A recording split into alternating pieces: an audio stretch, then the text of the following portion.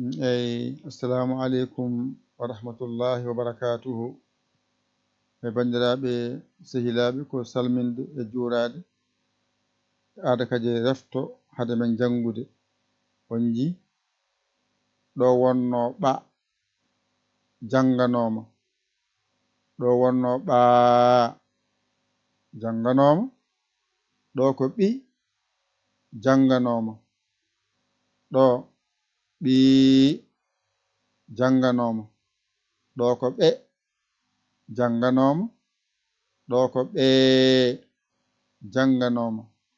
ɗo ko ɓo janganoma, ɗo ko ɓoo janganoma, ɗo ko ɓu janganoma, ɗo ko ɓuu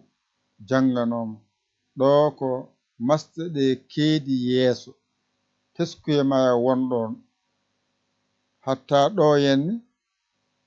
ko ɓaa mawɗo woni ɗo, ɗo ko ɓaa tokos woni ɗo, ko ni tan ɗum to jangunoɗa. Joni noon mbaɗen dani henne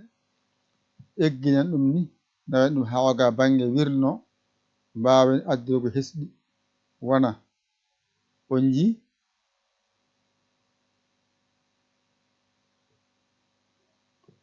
mbaɗen dani henne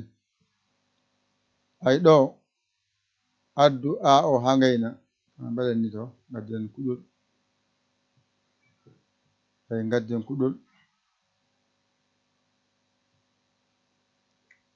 kuɗol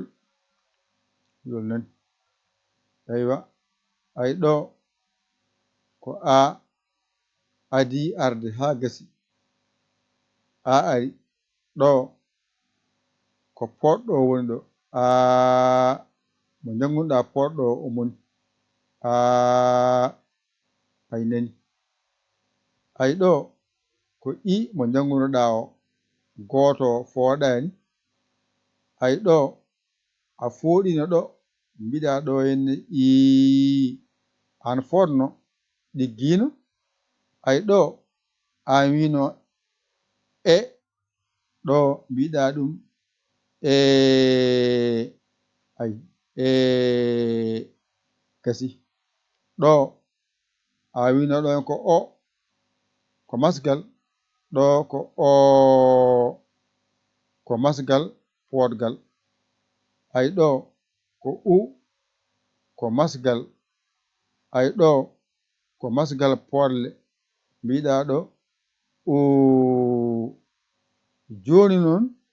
sa waɗi dani henne ay ɗo gadduɗa ɓaa o mbaɗɗa ɗum sara ɗo ay joni ko a o jangata mbiyata ko aɓɓ ɗo ƴetta ɓaa o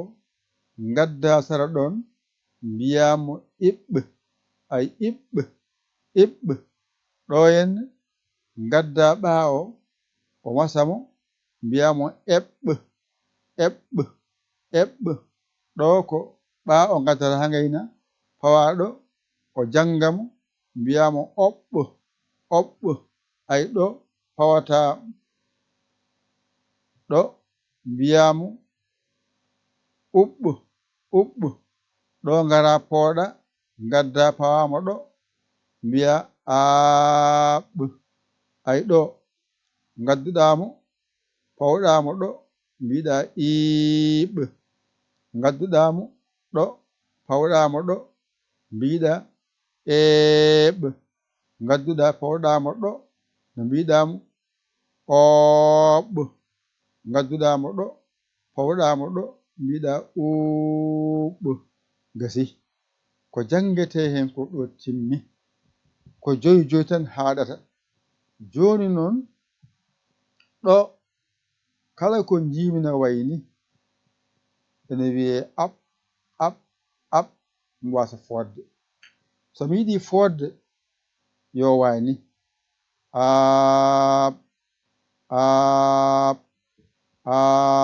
mi fooɗi ɗo ko wayni ko ib so ko i wonɗon ib ɗo ko ii wonɗo wadde mi wiya iib ɗo ko e won ɗon oɗo wiya ep ep ep ep ep ep ɗo komi pooɗoo mi wiya ep ep ep ep ep ɗo mi wiya op op op op op op op ɗo mi fooɗa mi wiya op op op op op ɗo mi wiya up up up up up up up gasi ɗo mi wiya up up up up up up mi gayni hatta mi yaltani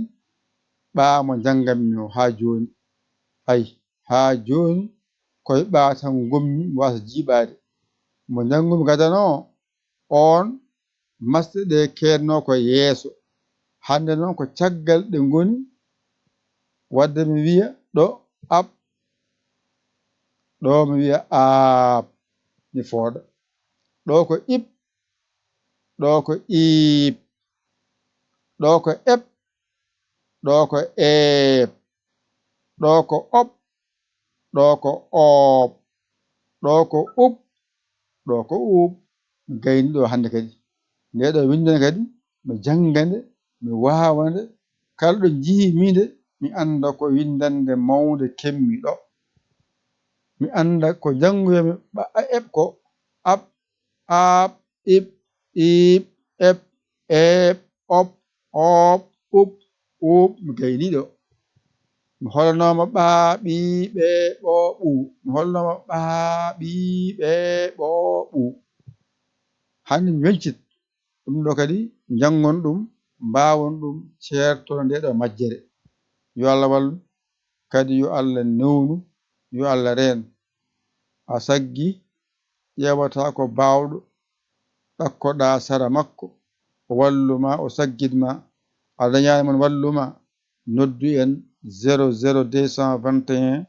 77 906 14 81 mbaɗa yaya mbaɗa li jiya WhatsApp o ngara caggira saggere ma a saggani ɗum jinmi